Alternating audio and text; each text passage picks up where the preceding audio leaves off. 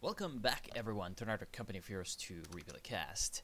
And as you can see, this is sent in by our glorious friend 47.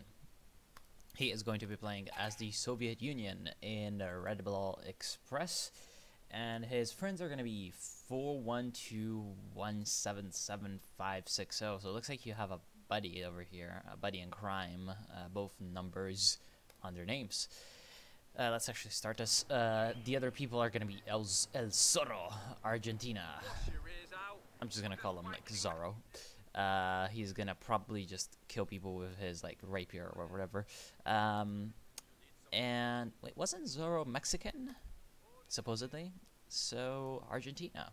Should have switched your tag to Mex, even if you're not Mexican. Alright, Tepet is going to be the last player, so 3 Soviets plus 1 British, versus, who is this guy?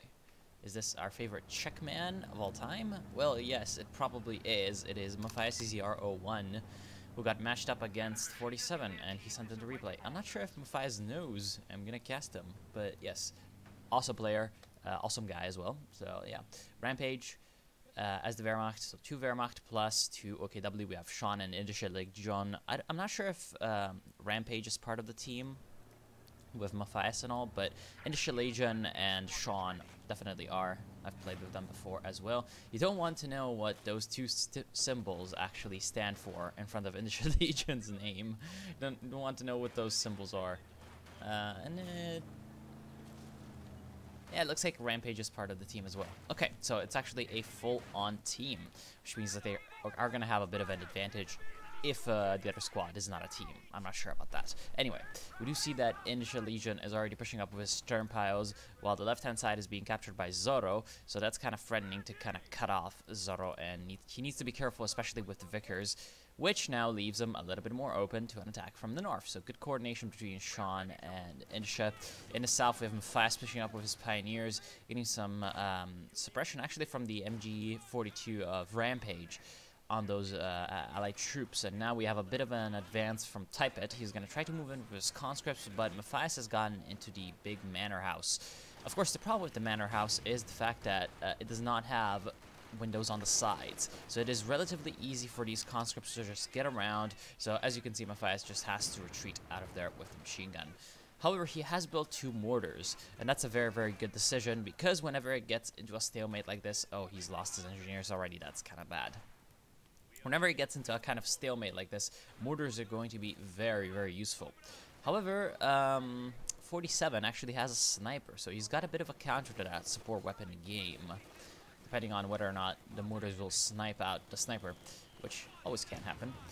However, as you can see, these conscripts are moving in, and they're able to get into the mortars, but yeah, the MG42 just turns around in time and mows them down with just a hail of fire, and they're forced to retreat. So the Germans doing very, very well on the right side. We are going to see if 47 Scout Sniper Squad will do well. See, there was a bit of a, I guess you could say, I don't know, like, these 2 players just didn't have the same idea. Typet wanted to rush in with a lot of conscripts, whereas, oh, nice usage of smoke, by the way, smoking out the sniper. Wow, that is really, really good. Look at that. That is absolutely amazing. Amazing usage of that mortar, just preventing those snipers from firing, laying down a complete smoke screen in front of the MG42, allowing that to suppress those penals and force them away.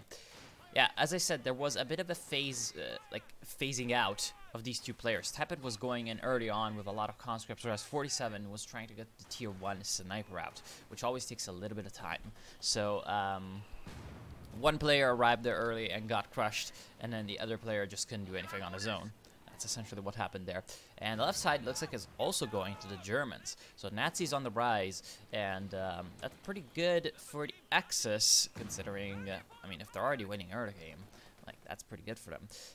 The left-hand side VP still is not under control, but they have been pushing away 41's and El Zorro's forces away from the fuel point, which is of course very, very good, considering they also have the other fuel point. Machine gun bunker going down from Matthias. However, there's a penal squad approaching, probably going to throw down a satchel charge. I'm not sure if it's worth it to, you know, take so much damage on the penals just to get a satchel charge on a bunker. but, I mean, might as well take it out while it's basically harmless. And right now, yep, unfortunately, that was a loss of that Penal Battalion. Should have been retreated way earlier, and that could have prevented a lot of trouble. Matthias has learned his mistakes with the machine gun in the building, but he hasn't learned his mistakes about facing the machine gun, which for some reason was facing the statue. So it got a little bit of suppression off on these conscripts, but the second conscript squad easily gets behind it and lights up the Molotov cocktail, letting them know that the Soviet Union, you know, Soviet Union in the Soviet Russia, fire drinks you, or whatever.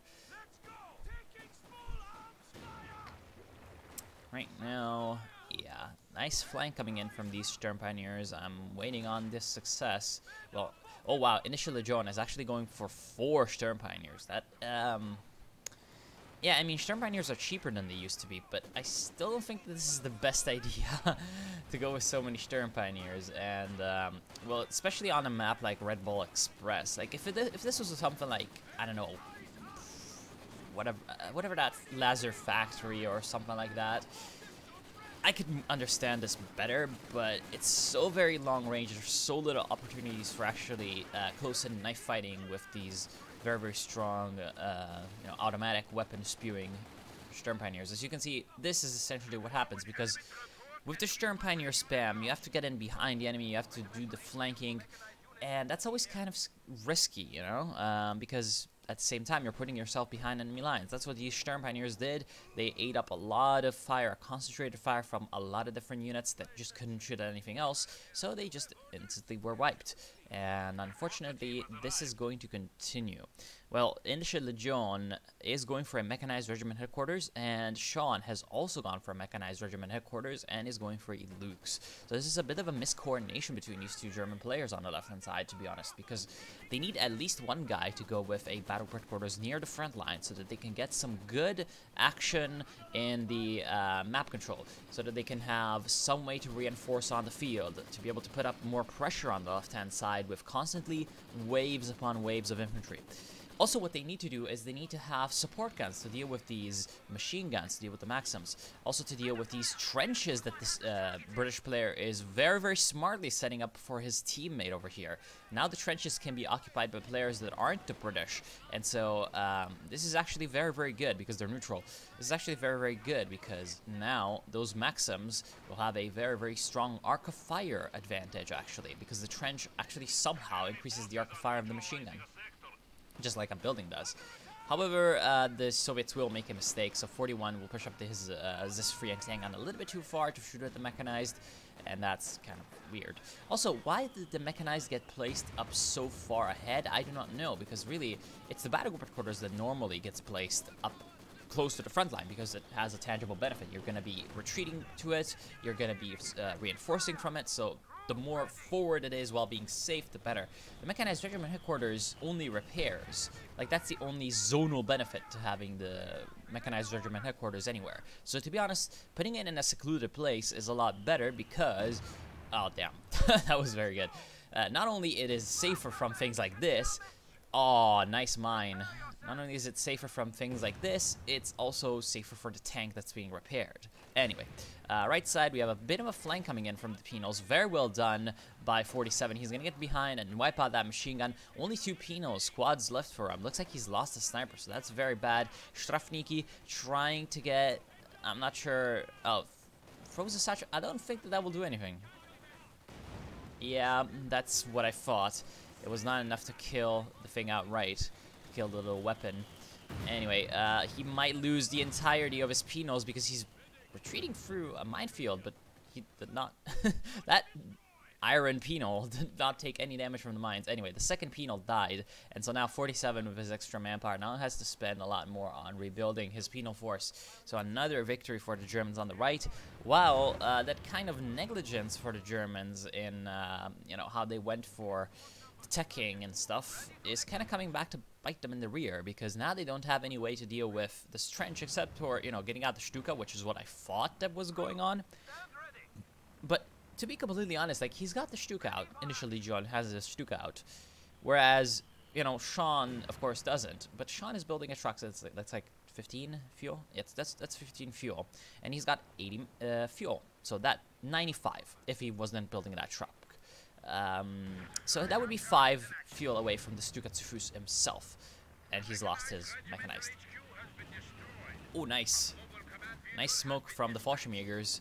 That is going to prevent a little bit of the fire from coming in, but not enough. Not enough because it's going to dissipate right now, and with the trench firing, yeah. See, to lay down continuous smoke, it would be very, very good for him to have a support gun, you know? Support guns are good and all. Alright, so they're going to be lucky enough that the machine gun was just not in the best possible of, best possible condition, so he's going to have to retreat. They can destroy these bunkers with the incendiary grenades, with, whatever, barrages and all of that. But the allies now, on the left-hand side, do have a bit of a mechanized presence with a half-track and, of course, the Vickers K UC. So they're going to do some damage to this German horde that's moving up.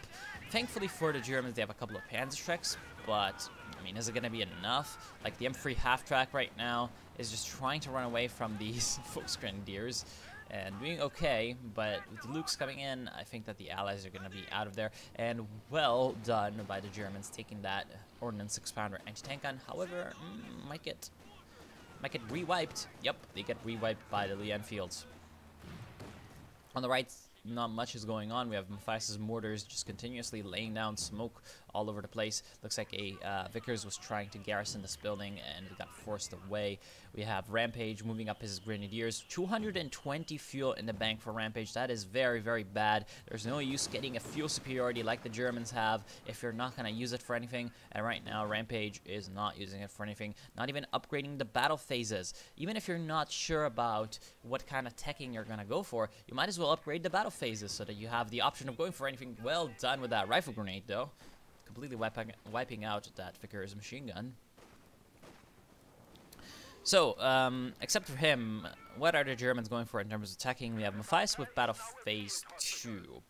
The problem for him is that he's relatively low on manpower because he has decided to go with a couple of Panzer Grenadiers, which is usually a pretty good way to not have manpower. So he's going to have to wait a little bit, and he's got fortified armor, which means that he has... Wait, is that fortified? Yes, it is fortified armor. So he's got the Elephant, and he's got the Command Panzer IV. Command Panzer IV is actually relatively good if you can use it, so I'm waiting to see that from him. Indische Legion, of course, still with the mechanized regimental quarters. A lot smarter placement for the mechanized from Indische Legion. Although, I mean, he could have placed it like over here or something. Whereas Sean has decided to go with a Schwerpanzer headquarters with the truck that we had seen him, purchase in a very, very, very ambitious position.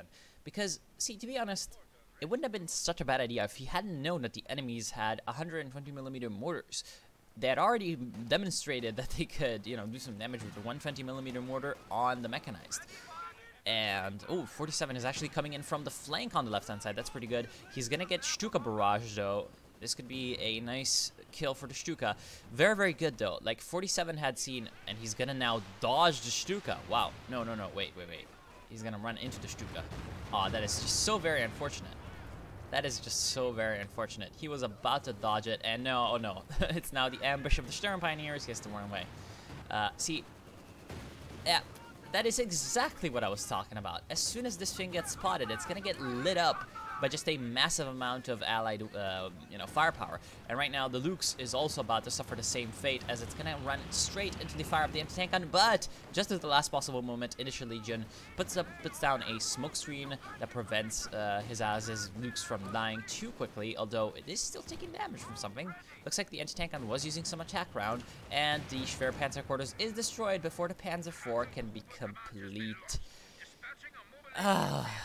Sean, what are you doing? Don't place your HQs too far forward to the front line if the enemy has 120mm mortars. That is honestly just the worst idea you could have had. Still, though, I liked what 47 was doing there. He saw that his side was very heavily fortified. He could not really break through here. He wasn't doing and accomplishing anything, so he just came up north. To be honest, he should have taken this machine gun. Now Matthias is gonna... Matthias! Take the machine gun.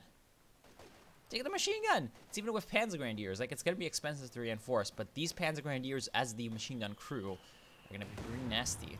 And, yeah, the Allies know that this is going on because they're 100mm mortaring. Anyway, Valentine on the left-hand side from El Zorro, and that could hunt down that that could hunt down the Stuka, and also it's going to be a counter to the Lukes. So actually, funnily enough, the Valentine is not that bad of an idea right now. It is expensive, and it is also, however, a map hacker. So it's going to have that observation mode, a lot more expensive than the German map hacks. The German map hacks cost 5 fuel and 210 manpower, maybe 220, maybe 200. I don't exactly remember. Whereas the Valentine is like 80 fuel, right? Yeah, 80 fuel and 300 manpower, so a lot more expensive. But it's also a tank, so it does have the ability to fire. Not the best gun at dealing with enemy armor, but not the worst. And very, very bad armor, but relatively mobile. So it's a versatile unit. I like it. It's not that expensive, and you can use it for a few things. The only problem really for the Valentine is the CP requirement at 6. To be honest, I feel like 5 would be a little bit more appropriate. But oh well. Smoke reconnaissance coming in. That was more for the reconnaissance than for the smoke. So now the Germans know what is happening. Still though, the problem is they can't really do too much about it. And I'll come back to the left-hand side in a little bit once this fight is over. Oh, this does not look good for these penals. They're trying to come in and get a satchel charge on the Panzer IV, but the Panzer IV, as you can see, it is doing very, very well. And along with the support of the infantry, there goes that penal squad once again wiped out. So right now, he's just going to need to repair the Panzer IV for a little bit. Valentine is actually moving on the right side to help, which is brave of him. And he actually manages to avoid a Panzerfaust. So, success. And now the British are moving into the center because they're allowing the Soviets to hold the left-hand side on their own. Perhaps not the best of decisions, to be honest. The Soviets don't have any armor right now. Thankfully for them, the Germans were kind of derps earlier, and they also don't have any armor except for the Lukes. Stuka barrage looks like it didn't accomplish much, and yeah, this is also kind of why I don't think that the Soviets should have been allowed to hold the whole place by themselves, because the Maxim just isn't that well suited to covering like such a big area. It's so easy to get around the arc of fire. Anyway, thankfully for the Soviets, they do have this half-track so they can reinforce on the field, and right now the Lukes is moving in. Oh, that you did wrong, my friend. You now did wrong. And so the Lukes takes a lot of damage, but as you can see, they can't stop this Stern Pioneer horde if it comes from like more than one direction at once, right? So it does not really matter that there's shock troops over here. The shock troops can't stop all of these guys, and the Maxim can't suppress all of them at once. This is gonna be nasty casualties from Initial Legion for Initial Legion, but still, he's gonna be able to push in. For some reason, he's got like 6 Stern Pioneers, but he hasn't gotten 1 Minesweeper. This is actually enraging me. Why the hell would you not have a Minesweeper? You know that your opponent is going for mines, and he's diligently just mining up everything. Anyway, Stuka barrage is going to be coming in. I heard it. But what? Oh, okay. Now. And will it Stuka? Interesting decision. It did wipe out that 120mm mortar. That's okay, I guess. Katyusha on the field for 41 and also for 47 I saw earlier. So the Allies going down that rocket artillery line as well as the Germans. Matthias still has that Panzer IV. He's got he loves to do this. He's such a troll. So this is actually kind of like a mini Schwer Panzer, because it's literally like a 37mm AA cannon on, like, you know, on a platform. And it's kind of troll. I like it because it's very, very strong against planes, actually. It's incredibly strong against planes. And it's relatively good against enemy infantry. Like, the hold down Ostwind is not that bad, believe it or not.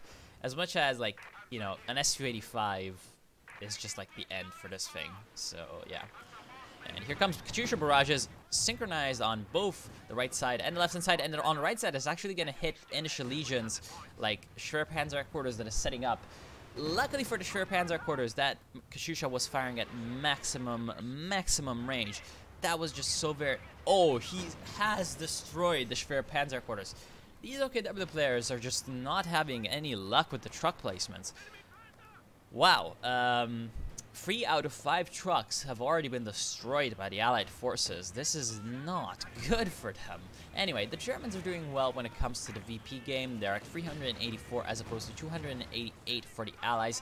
This is in virtue of the fact that they have been doing very, very well on the right side, and they've been spilling over onto the center. So it's mostly been the Wehrmacht players doing this. Looks like Rampage is going to go the Imperial Dane and spam a bunch of Stugs. I'm not really a fan of the Stug spam. I can see why you would do that, though, on a map like Redball Express, especially in the center. Very, very, very much open lines of fire where the 75mm long range can really shine. And Type It is actually going for 2 howitzers, which is pretty absurd. Looks like one of them was spotted by the Stuka reconnaissance plane. So, yep, exactly. Here it comes. Looks like he's going to go with some Stuka barrages. Stuka barrage on the mortars, though, and Forschemjägers dropping down from the sky and taking down the howitzer. Are they gonna steal it? Really? I mean, it's always a troll move whenever someone does this, but in this case, I don't really see it as all that effective because there's literally a half-track. Oh, he has gone with the Zissou. So, oh well. Honestly, had that half-track not been a Zissou... Oh, hi, I am a Churchill. No, don't fire with the Churchill. Good idea. That was clutch, because El Zoro's Churchill was about to destroy the gun howitzer by shooting it with the free incher on the Churchill. So that is very, very good, actually, that he went for the prioritized vehicles. Great presence of mind from Zoro, and that's going to save that howitzer for later use. There's actually going to be a lot of howitzering from the Soviets. We also have 41 with a doctrine that has howitzers, and also 47. So 3 Soviet players, all of them having 152mm ML20s. I'm not sure if... Well, 47, yeah, he is going to go with howitzer himself, so there's going to be a massive amount of artillery fire from gun howitzers. And that's going to be very, very good at dealing with... Oh, boy. That's going to be very, very good at dealing with, like, emplacements, and, you know, I'm not sure about these, things. The hold-down panzers. Are they going to be easy pickings for the howitzers? I don't know. Well, they're definitely eating artillery fire from the Brits and the Soviets. Not really taking all that much damage, though. That hold-down really providing a lot of protection against the artillery fire. However, the left-hand side is just going to be completely secured from the Germans at this point. There's not much that the Germans are able to do over here without overwhelming artillery fire. With the building up of this 17-pounder, this KT is just going to be neutralized. It's going to be turned into a tiny little kitten. And, of course, the Churchill can deal with any infantry that comes in, so, yeah. Especially with the help of all of this, I don't think that there's going to be much. However, nicely placing down some smoke. Let's see if the 17-pounder can get some good attack round into the King Tiger. Still, though, the Allies going for so much artillery is going to mean that they have less sort of pushing power onto the center and right. But considering the German defensive play style right now, this could be very, very effective, especially considering that they have both Katyusha and gun artillery. Gun artillery being very strong at dealing with fixed emplacements, and rocket artillery being good at dealing with advancing hordes of infantry. Yes, I said hordes twice, but that's because... they're hordes. And as you can see, that is very effective right now, as this German offensive is not doing well, and why? Also, why? You could have waited until the assault artillery had finished, so that you would have had the whole smoke. Damn it. Damn it. Damn it. Germany, what are you doing? What are you doing, Germany? And now the KT is pushing alone without infantry support. Okay, good. At least he's smart enough to get out. We're getting some good fire on the 17-pounder emplacement. That is very, very good. So Sean actually having a couple of right ideas, but not really coordinating them effectively. He should have come in with the Rekenwerfer a little bit later than he did, because he took a lot of damage approaching while he did not have any smoke. Should have come in with the King Tiger well in the Schlesien Sturm Pioneers were just moving in. And the Sturm Pioneers should have moved in after the assault artillery smoke, which should have been coordinated with the Stuka smoke reconnaissance, so that it would have laid a massive smoke screen all over the area. That way, they could have pushed in and neutralized both machine guns and the 17-pounder guns. They would have likely been Katyusha'd in the smoke, but the Katyusha into the smoke would not have been as accurate as, you know, it was just without any smoke, because they wouldn't have known exactly where in the smoke the enemy troops were. So it would have just provided a lot more chances for the Axis to avoid those machine guns, so that the infantry could get into the 17-pounder and then you move in the KT. But alas, it was not to be the case. In the center, it looks like this is going to turn into kind of a slugfest. We have Matthias Ostland, which has relocated from the right side. This is probably a good decision, considering that nothing is going on the right side, which is a mistake from the Allies, by the way. They should be moving in. They should be trying to prevent all of that. But the massive artillery firepower is just providing that pressure for the Allies. Like, as you can see, there's just not much in terms of infantry that the Axis can keep around here. They're just dying. And right now, looks like yet another Panzer IV is going to go down, probably while it was repairing from an artillery barrage, because it does not look like, well, maybe it's actually the Su-85. Yeah, it would likely was the Su-85. So very well done by 47, complementing his artillery with Su-85 anti-tank destroyers, because he's got the anti-infantry with those Katyusha. He's got a couple of Pinos that can do both. Might as well get some Su-85s to counter whatever German armor comes by, especially these Stuck 3Gs are not gonna like the presence of the Su-85. So things are starting to slowly but surely turn around for the Allies. They managed to essentially crush Matthias' hopes and dreams. He's lost his pack, he's lost his Ostwind, he's lost his P4. A mechanized, was that a mechanized or was that a Schwer? That looks like a Schwer. Oh no, it's a battle headquarters. So a battle headquarters was destroyed. Again, those OKW trucks not having the best of days. And the left-hand side is still firmly under control, so no triple capping in this. No triple capping in this game for now. Nice Katyusha barrage right onto these Sturm Pioneers, but the Sturm Pioneers managed to get in there with those Panzer Treks and destroy one of the Katyusha. So that is worth it, very much. Very much worth it. And that's kind of the problem with getting so much artillery as the Allies. Are not going to really have the ability to stop the enemy coming in and getting into close range with that artillery and destroying it. Thankfully, there is Papa Sturmovik coming in and just, yeah, annihilating those Sturmpios. Get more pushes from the Allies, supported by artillery. The problem is, of course, once again, getting flanked by these Panzer Treks. Still providing some damage with the artillery strikes, but only the shock troops can really do too much, and the shock troops are going to get pushed back by the Panzer IV command tank. Sturmovik attacks also providing some support, but the Allies can't really push up. But they have taken the center VP, so that's kind of all they need. This Lux is still alive. Wow. And there was actually a I said a priest. I always say a priest. It's a sexton, but I'm just so fucking used to saying a priest for the British self-propelled gun. Whatever. There's a massive amount of artillery for the Allies. What the Germans need to do at this point is just try to get as much in terms of medium armor as possible. I think that the Matthias is the right idea, although now he's gone for the Elephant, which... See, the Elephant is not a bad idea right now, because they do need a heavy tank destroyer, but they need medium tanks. They just need medium tanks at this point, because they need to push in.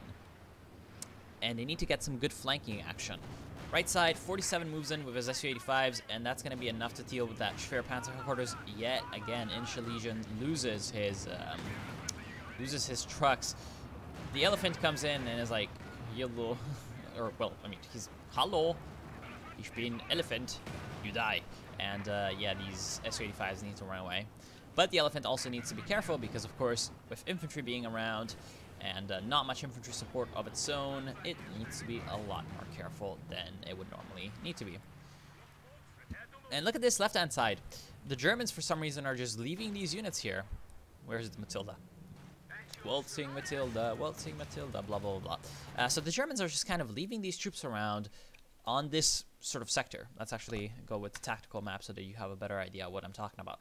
In this kind of sector, the Germans are leaving all their units around, and they're moving them, again, using this sector. But there's a Matilda. There's a map hack. So the Allies know what is happening here. And the Axis should know that the Allies know that that is happening, because when their units get spotted by a Matilda... Let's see if that happens so that I can, you know, talk about it. Whatever. It's not happening. Anyway, when units are spotted by the Matilda, there's like the glow. There's a tiny little glow around them. So, yeah. Anyway, Germans are going to focus all of their forces up in the center. That's a good concentration, and that's one of the ways that the Germans can kind of deal with this. This is a good idea. Of course, the King Tiger takes a little bit of a nasty anti-tank grenade, but they do manage to take out the Churchill. They need more infantry support, though. There is a second King Tiger. Actually, this is the second King Tiger. So the two King Tigers, the Stugs, the Elephant, the Command Panzer, the Ostwinds, they need some infantry support. Otherwise, this will happen, and these conscripts can just move in and get some anti-tank grenades. Of course, this conscript just dies, but if that had been supported better, this could have been a little bit of a problem. And very well done.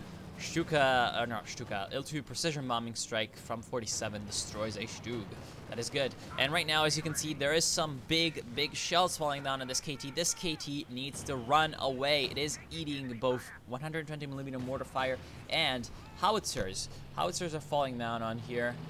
And, yep, as you can see, needs to absolutely run away, both for the safety of its pioneers and for the safety of itself, because with that damaged engine, it's not gonna have any ways of running away if it takes a lot more damage than this. Anyway, it gets slightly backwards, but there's also artillery fire falling down here. That is the beauty of having so many howitzers. You can target each one onto like a different, slightly different target. You don't need to target all of them onto one place at one time.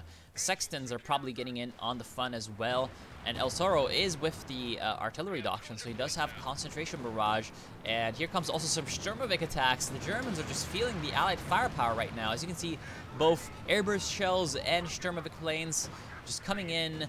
Katyusha rockets, 152mm artillery shells, precision barrages from the British, and the Axis are forced to withdraw. Of course, the problem with always concentrating so much artillery is that once you've done your fireworks show, maybe the enemy hasn't suffered all that much, and he can come back and bite you in the rear, which is what the Germans are trying to do right now. They do have the Tiger from Rampage. He has chosen Spearhead Doctrine. So now the Axis are going to move forward with all the panzers in the world. And will this be the push of a lifetime? It is the massive Nazi steamroller. It is coming in. Look at this. 2 Stugs, an Ostwind, 2 KTs. Well, one of the KTs is still repairing back at base. But, oh no, actually 2 KTs, 1 Tiger. One of the tanks just died. It was one of the Stugs.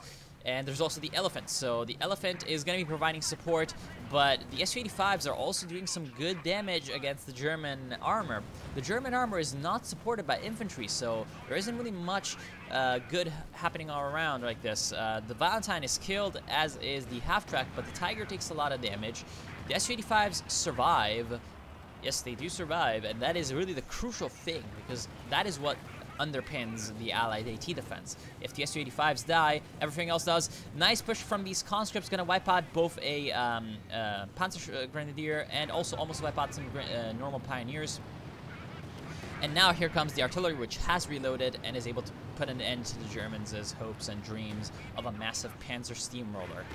And as you can see, it's not really doing all that much damage, but it is most definitely disrupting them, especially in terms of the Pioneers. Like, the Pioneers need to be very, very careful of how they move right here, because it's just a hail of shelling. And right now, that could be pretty bad. Nicely, by the way, Matthias has decided to get a hold on Ostwind, because he knows that there's so much recon, and yep, I said that that was effective. I said that Ostwind was effective against enemy aircraft. So, see, like, there's a lot of recon and a lot of Sturmovik strikes coming in, so yeah. And this Pioneer blob is just asking for it. One day, some artillery is just gonna nail that right in. the center while they're repairing, and that would be pretty bad. Left-hand side is still pretty much protected by just a few units. The Germans, though, nicely decide to move left, which is not what the Allies have been doing. Even though they've taken out that Schwerpanzerquarters, that is a huge mistake from the Allies. They need to be moving onto the right side and putting up pressure against that, because this is allowing the Germans to spread out their units on the rest of the map, or rather concentrate their units on the rest of the map. And now the Germans have the right idea, and they're moving in to where the Allies are weaker. Nice Panzerfausts coming in on the Sexton. The Bofors. The Bofors is smoked. I didn't know like how to call this thing. The Bofors is smoked. This also smokes the 17 Pounder, which is then set upon by massive hordes of Panzerschrecks. And right now, unfortunately, the smoke is down, and so that means that the Bofors can do a lot of damage to the Pioneers. However, the King Tiger is there, and the King Tiger, for some reason, the 17 Pounder was never turned around, so yeah, it goes down as well. So the left-hand side is completely crushed, and the center front is also falling for the Allies. The Tiger, however, is pushing up a little bit ahead of his buddies, and that's not good, of course, because he's going to eat a lot of 85mm anti-tank fire. Still, though, the Axis have moved up almost everywhere, and almost like he was reading my mind, 47 pushes up some units on the right. That's good. Oh, this is not the best place to be. This is not the best place to be. 3 Su-85s are going to open up as one on that Elephant tank destroyer. Not good. And now they move up. Elephant smartly decides to use the Panzer Tactician and get the hell out of dodge. Still, though, KT moving up and doing a lot of damage. The Allies are essentially without defenses on the left side, and that's very, very bad because the Allies have focused so heavily on artillery. They needed a stable front to be able to use that artillery. Now that the Germans are in amongst their lines, it's not going to be good for them because they're going to be confused as hell as to actually what to do. As you can see, their units are facing the wrong way all the time, and now all their extremely vulnerable units are going to be set upon by German infantry and also German armor coming in from the left. Here comes Matthias's Panzer Grenadiers, nicely destroying one of those Su-85s. That was a veteran one, absolutely worth it. And now he's gonna retreat out of there. Very well done. So a big, big loss for the Allies, who were looking up, but now are in a big, big trouble because they're essentially weaker than the Axis in terms of armor, in terms of field units. They're relying on their ability to maintain a stable front, but they've lost their emplacements as well. And what is this Centaur doing exactly? 1, why is there a Centaur? 2, why is it trying to fight a King Tiger? This is just the cutest thing. The King Tiger is just being incompetent and not hitting though. Oh, he's spotting for the Su-85. I mean, sure, whatever. More problems in the center though for the Axis, in that they're getting artilleried, as expected. Oh, well done. British artillery just gonna immobilize that Tiger. Yet more 152mm shells, and actually the Elephant is in a bad position, pops the Panzer Tactician, but he's going to be retreating into a field of artillery, so this could be pretty bad. I don't think it's going to die, but oh yeah, it is in a bad way. Looks like we have an attempt on the King Tiger's life. Oh wow, I like what the Centaur is doing, getting behind the King Tiger, distracting it for the Su-85. The Su-85 is almost dead, but it is able to get at maximum range and fire. These two conscripts get a nice anti-tank grenade, and the Centaur blocks the retreat path of the King Tiger. Where are these Sher Pioneers? There's only 4 of them left. It looks like the artillery did get to them after all at one point. The Centaur is slowly but surely actually doing some damage to the KT because of, you know, hitting the rear armor. And with no infantry support, the King Tiger is going to go down. Main gun is destroyed, so that means that the Centaur is now free to come in. We have a Il-2 attack. I don't think that's going to do any damage, but it does go down. That was actually a precision bombing strike from 47.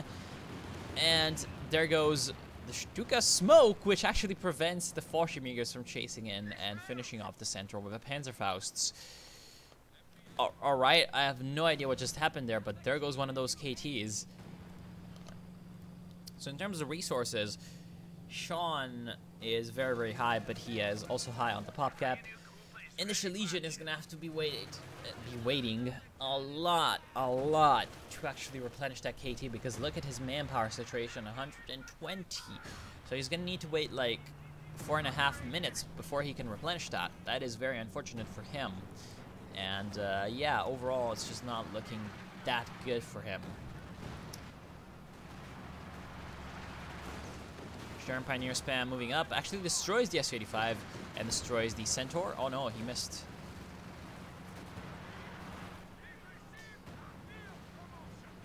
Come on. Missed! Okay, never mind. He does get the Centaur.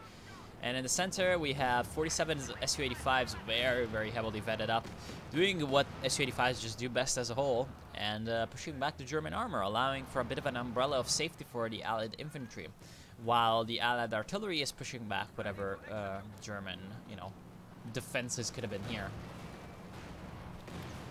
Oh boy. Ostwind eating fire. No. That is not the best decision ever, Stuk 3G. Just let these Panzer Grenadiers handle it, because this Stuk 3G could just get one-shotted by the Su-85s right now. Well, two-shotted, but there's two Su-85s, so effectively it's a one-shot. The Germans, though, still very much just gaining the upper hand. As you can see, like, the front line is kind of a crescent over here, forming around the center. The left-hand side is no more a secure Allied holding, whereas the right-hand side, well, we do have some good action from these Pinols, and they're kind of holding off this Ostwind, which is, of course, only hitting the fountain. And then the Ostwind, yeah. Ostwind is going to have to escape. So 47, securing the right. Well done. However, this has deprived the center of the Su-85s. And without the Su-85s in the center, the Nazis really need to push and take this opportunity, especially because there's also these Stern Pioneers pushing in. So this has confused the Allied lines and made sure that they cannot really set up a good, proper front defensive position. However, they're not really taking advantage of this. Tiger moves in, but no infantry support. No infantry support means that, you know, Su-85s are just gonna take it out.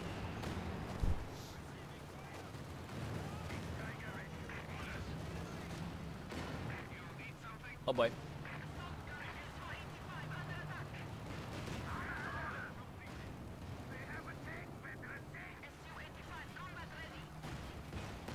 Come on. Get this King Tiger out of there. And get some infantry support, you Mongoloids.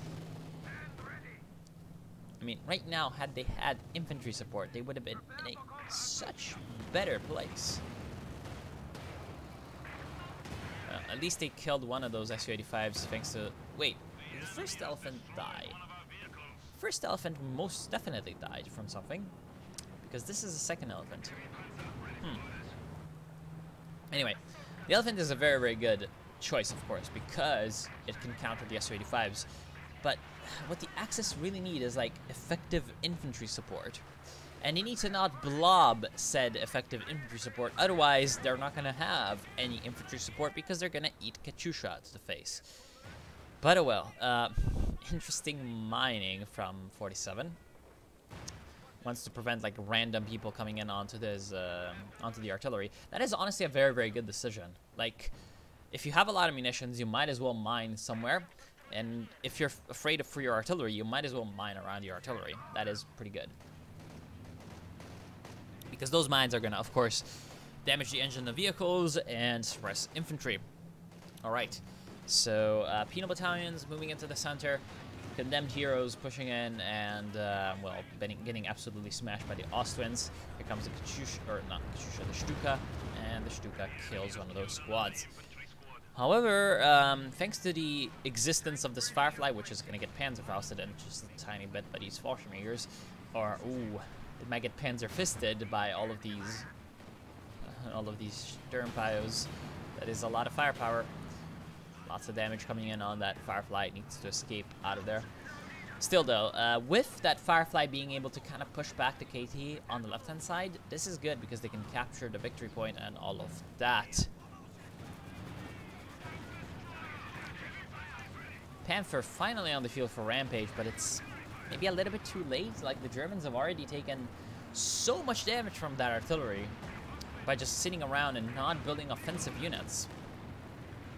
You know, trying to rely on Stugs, on Ostwinds.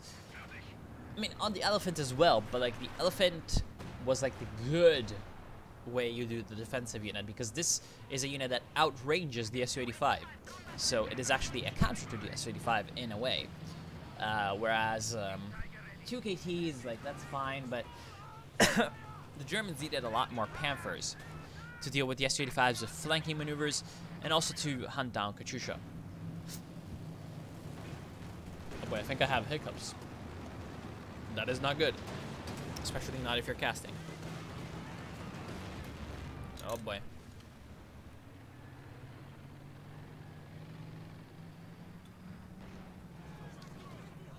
Enemy forces are securing our territory.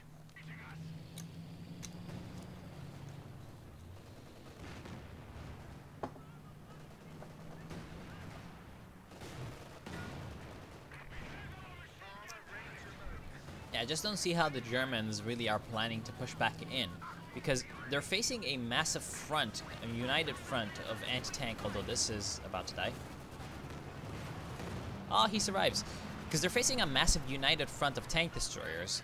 They need to find some way to deal with this, and the only thing that they can think of is big, strong kit. And, you know, sometimes you need maybe not big, strong kit, but you need big, fast kit. Anyway, Rampage is getting a little bit at that. He's got 2 Panthers. Also, they need to, like, not give up on having infantry, which they are doing, because, I mean, isn't it obvious? Like, if they had been able to send in some infantry first before the armor, they would not be in such a vulnerable shape with their armor. Like, look at this. This Elephant is right now completely alone. And Matthias is the only one that's trying to get some infantry with these Panzer Grenadiers. And still, it's not enough, because they need more. They need more infantry as a whole.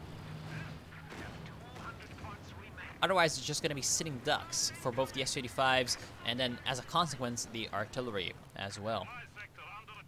So, the Allies now are at 2 VPs. Oh boy, this could be very, very bad for the Allies. We do have the Fallschirmjägers moving in. There goes one of the Katyusha from the Panzerfaust. Of course, very, very well done with the SG-42s that actually do damage to the Katyusha. Here comes a grenade on that 120mm mortar. Does not wipe it out, but they have more to do now. They're going to come in and wipe out this howitzer. Why hasn't this been done earlier? I have no idea. This is exactly what I was talking about with the Allies being vulnerable to units among them when they can't form a defensive front. And, well, what better way to do that than just pair drop around the defensive front itself. Assault artillery going down here as well. It does not really do that much. The Fallschirmjägers can throw a grenade here and destroy the howitzer, but they decide to wipe the squad to get the howitzer, which was on reload. 16 more seconds. So, oh well. Left-hand side looks like we have an attempt from the British to capture this thing, but thanks to some good smoke usage, Indische Legion is gonna get that back.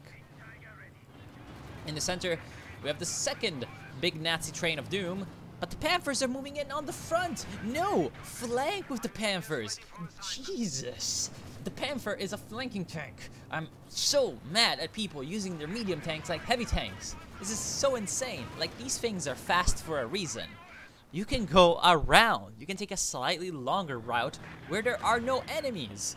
Build a minesweeper, check that there's nothing here, and then send the tank around. Then you can get around here. Oh look, you killed one Su-85 with this, thanks to the fact that those Su-85s are incompetent, or slightly incompetent, and one of them was slightly in front. Oh, guess what? You could have gone all the way around and killed all of them while your allies had a, you know, completely open route to push in, because, oh look, there's Panthers behind me. Let's turn the Su-85s. He tries to turn the Su-85s, and there's an attack coming from here. God damn it. Flanking maneuvers. They're a good idea. If you have a Panther. Not if you have like an Elephant or a King Tiger, but still. The Germans, with the big Nazi train of doom, they are able to get some results done this time because of the weaker Allied front, and because they're frankly just a little bit stronger.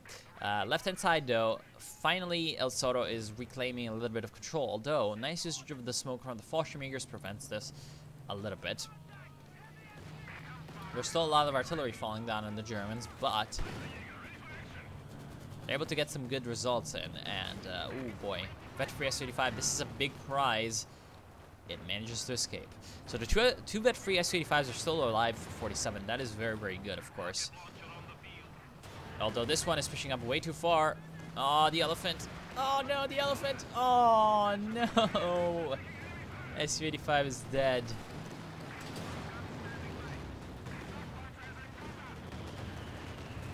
Oh, boy, though. These vehicles are all taking a lot of damage, a lot of crits as well. Right now, the big Nazi heavy tanks are becoming sitting ducks. This could be pretty bad for them. They need to be careful. As you can see, this is what happens when you don't have infantry support. The Allied infantry just gets among you and, you know, just gets anti-tank grenades on it. Luckily for them, these S-85s for some reason decided to push in very, very close onto this King Tiger. The Panther miraculously survives. The Tiger now, though, is alone and decides to move in against a massive swarm of Su-85s. It is kind of lucky that there's some assault artillery falling down, and that does some damage to the SUs. But once again, the Axis not really able to push in. And oh look, they've won the tank engagement, but thanks to the fact that there was one, count it, one shock troop squad that could just throw a smoke grenade. They don't have the VP, and the Axis are down to 117 VPs. So I feel like they would like some VPs.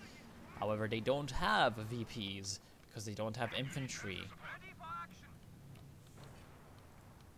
And the right side is also falling to the Allies because 47 has infantry and the Axis don't have infantry. I mean, at least Matthias has a lot of engineers that can repair. However, I think the Germans are making a mistake. They're all going for engineers. And they're all, like, floating quite a bit of manpower. Except for Matthias, of course. They're all floating quite a bit of manpower, so... I mean... Floating a lot of manpower when you're lacking infantry... Yeah. And I know that, like, you're gonna be saying, but... Wittstock, they have artillery! And it's like... You retard. Yes, they have artillery. They can kill the infantry. So what? Build more. At least have some infantry that can come in and capture these points. Like, otherwise you're just not gonna have anything. Look at this. Like, there's no way that this thing is... These units, you know, are gonna beat this. The Vickers K's and all of that. There's no way that the Pioneers from any of these Wehrmacht players and these OKW players, because they're all going for just... Pioneers up the ass. There's no way they're gonna be able to even beat the Penals. Like, they can just do that. Let's not even talk about the shock troops.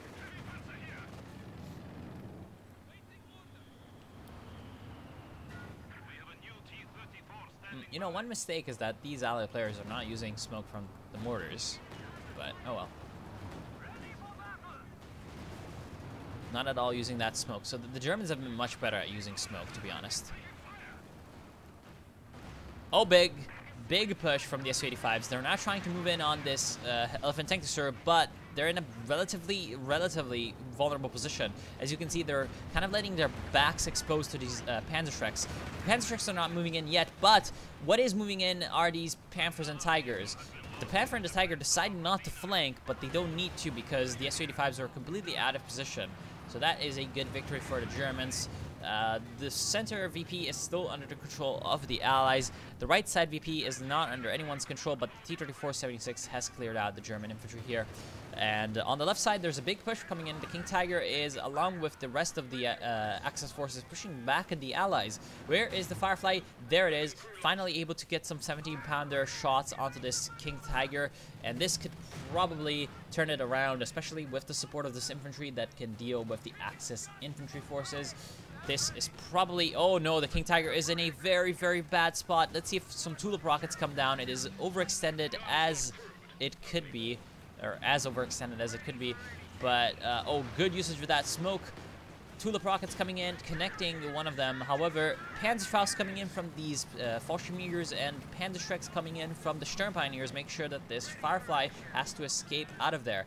And with the Firefly having to escape out of there, the STKFC flak half-track is able to just put down murderous suppressing fire and force back the Allied infantry.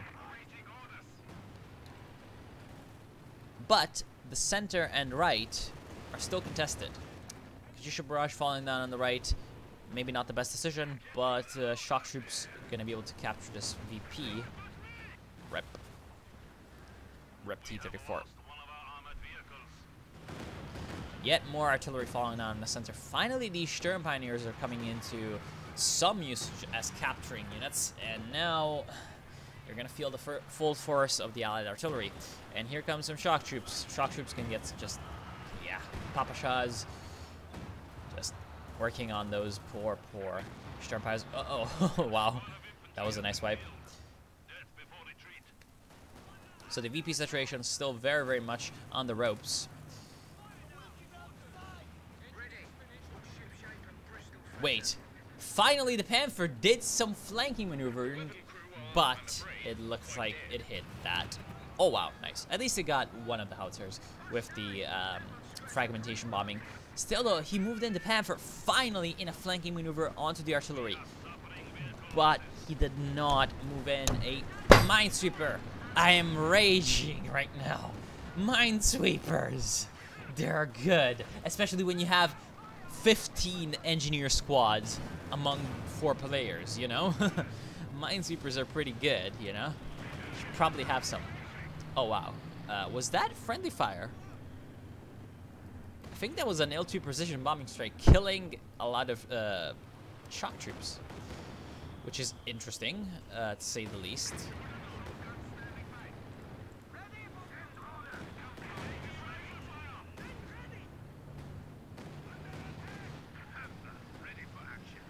Panther, ready for action. Yeah. So he has the Panther moving in from Sean. Finally, he has a Panther. Like, finally. And, oh look, the results are being shown. Like, the Germans have a lot more mobile units now. And they're actually pushing in the center. Doing well. Killing some Su-85s. Thankfully for the Allies, the Germans did not do this earlier. And they're still able to get some good results on these German heavies. And oh boy, this is not looking good for this King Tiger. It's in a very, very bad spot, and pathfinding is not making it any easier for it. Not giving it any favors. Dead. There's also a lot of dead Kings for the Germans over here. Looks like there's a Sherman Firefly putting down some flanking fire from the left. Oh, that was unfortunate. These penals should have probably just stayed in the CAF zone. Oh, damn. That is a bad idea. Not sure why he went for a Stug. I like this. See, the shock troops are like, yeah, we got in behind from the enemy lines, and then the Pioneers are like, no, you didn't. And the Pioneer horde just absolutely swarms. Oh, look. You have a Panther and you have a Tiger. You're cool. You're still not getting that VP. You don't have infantry. You don't have infantry. You're not getting the VP. Like, oh yeah, look, I'm gonna send one Pioneer squad. Certainly nothing is gonna happen to the one Pioneer squad except for, you know, shock troops and Papa Shock conscripts murdering them. Oh my god. The center's still German controlled, thanks to that Elephants. The left-hand side is still Allied controlled, thanks to the Firefly, 2 Centaurs, and a Bofors. See, this guy knows what's up.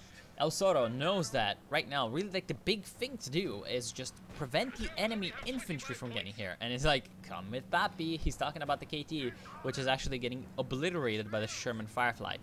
You know, what if... Oh no! He's lost his KT, and he's going for the Yag. But looks like we have the apocalyptic final battle on the right. One of the SUs is already dead. The second SU, though, is getting some good results on this Panther. Lots of damage coming in, and also getting some good damage on the Stug. However, the Elephant moves in. The Elephant gets some 85mm to the face and decides to run away. The Stug is dead, and Triple Cap the Axis have lost, and here comes the GG. I've already talked at length about what I think that the Axis should have done, but yeah, this was interesting. This was an interesting game. Very, very, very good display of how to use artillery and a sort of stable front line of tank destroyers from the Allies on, of course, a very tank destroyer favorable map like Redball Express.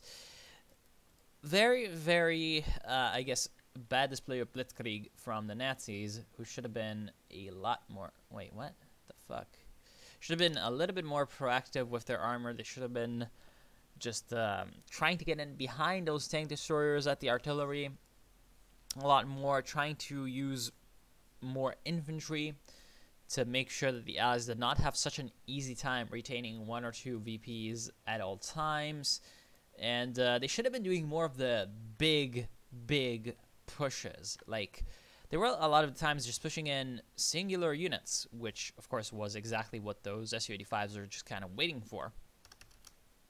So in the end, the Su-85s just had some pretty easy time just picking them off.